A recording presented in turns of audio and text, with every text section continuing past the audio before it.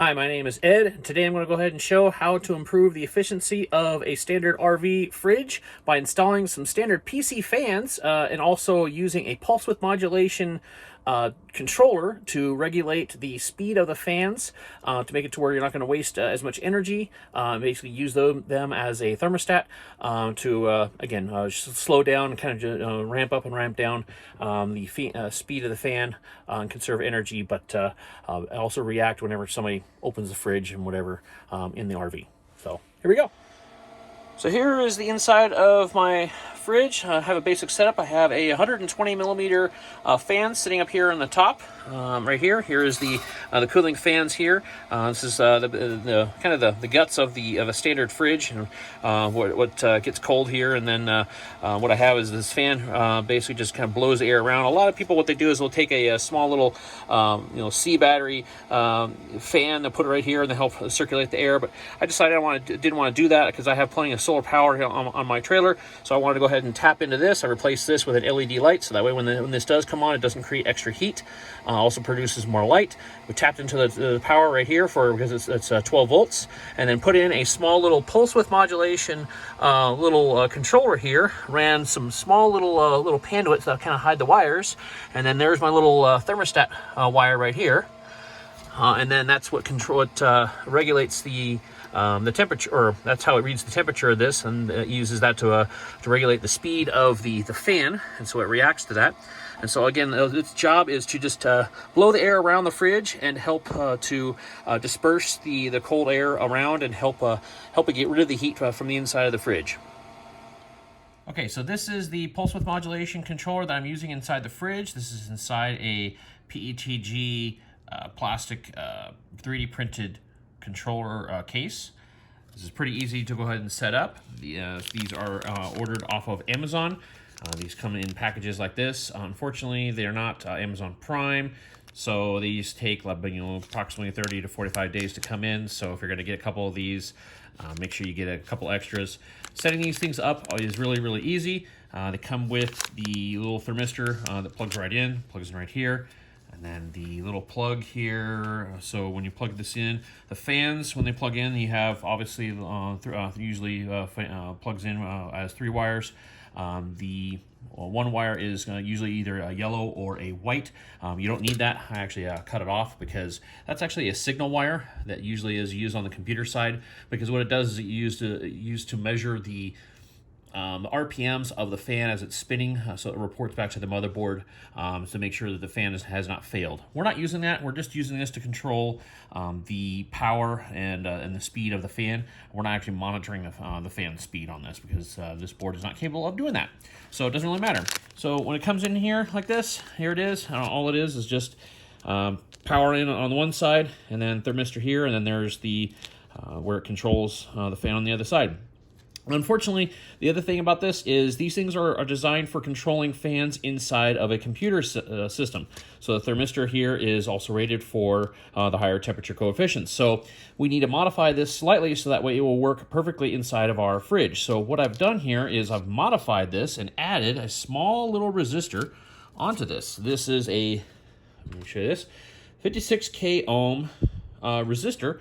All I've done is just go ahead and fold it over and just add it onto the back side of the terminals, and just quick little solder dots on there, right where the thermistor plugs in. And what that does is it just lowers the temperature of the thermistor, so it just lets just a small little bit of power on there, so it just kind of fakes it out and it makes it think that it's operating correctly, but just at a lower temperature. So it turns the fan off when it reaches almost all the way off when it reaches right around 35, 38 degrees, and then if it reaches just bumps over 40 degrees, then it will start to turn the fan back on, which is right where you want it to be. Okay, so here is how this is hooked up electrically. This is my old one, but it's the same setup here. So here is my little board. Here's my switch. Again, it's the same setup I was just showing you. Here is my power wires coming out of here. So when you pop the little cover off here, this is the easiest way to go ahead and get power, because this is the switch for turning the door light on and off. I've already replaced this with the LED based light. So I'm just kind of cover this that way, it's a little bit easier to kind of see. So you see the the contacts over here for the switch, then you have the other wires right back here for everything else. So back behind the light is where the wires come in for powering the light bulb itself. Now obviously you have a complete circuit for the light bulb because we're obviously getting light. So what you have is you have a negative wire on the back side here, then you have a positive wire on the front side. So it's really easy to go ahead and come up with these neat little doodads right here on the ends of your power wires. So all you have to do is just pop the wire off, put this on the end of your pigtail, right? Then you slide it off, drop the old wire on the edge, slide it back on, and now I've tapped into power right here to be able to control my fan. So there's my negative right here, and then the positive is sitting up here, right there on the top side of the switch. And that's it. That's how I'm tying into power for my fan control inside the fridge. Now, as far as getting my trim length all set, you don't need a whole lot of wire because remember, all you're going to do is you're doing a double-sided stick tape of some kind and just mounting this guy to the side wall of the fridge. And then the rest of this is just going to go ahead and just route down into the side of the light. And then once you have the wires all set, this little light cover just slides back on, and then that's it. It's completely out of the way, and then you have the fan up here. This is my old one. I'm going to be replacing the mounts on this.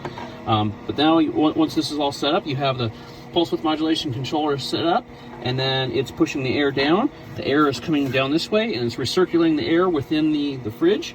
And so once it reaches the temperature, this guy will go ahead and register that and reduce the speed of the fan and reduce that down to minimum power, so that way you're not consuming power more than necessary to be able to maintain the temperature with inside the fridge. This also makes it to where you achieve that cooler temperature faster, because we're getting rid of that heat by displacing it through these cooling fins. Okay, so I just got done printing these clips. These are the ones what's going to go on to the fan mechanism, and then these are the standard little screws that you usually use for the grate of the fans, and then they just go right into here. So that's how it's going to keep the fan mounted onto the fins. I'm going to go ahead and mount those right now. Okay, so once you have the clips attached to the back of the fan, so just make sure you have the ones without the notch that goes all the way through on the top side, because that's helps with the gravity mount on there on the top. So what you do is you take this, go ahead and just kind of line it up onto the fins right there, and then line the fin up to the bottom of the blade, the bottom side there. Oh, come on.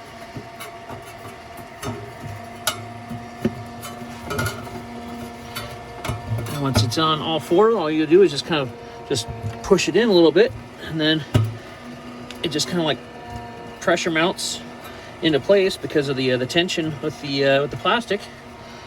And then there you go.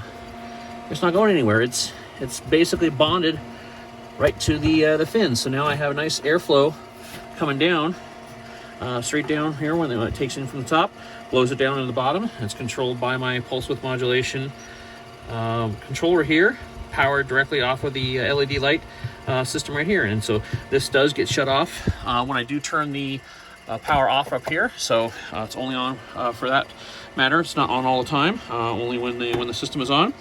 So there we go. Nice circulation, and helps get rid of displace the heat that is inside the fridge. And just real quick, here is a look at the schematics. So here's the fan that goes across the fins across the back. Here's the controller with the little switch, and then there's the lights with the power again. So the negative was on the back side of the light, and then the positive was on the front side of the switch for the door. So remember, when the fridge is on, there's always power available to this. It's just the fan, the light. The switch here shuts the power off, but one of these terminals for the switch is always hot. So if you tap into that, the fan is always going to have power available to it. So this is what the kit looks like when it is fully built and ready for assembly, ready for install and deployment.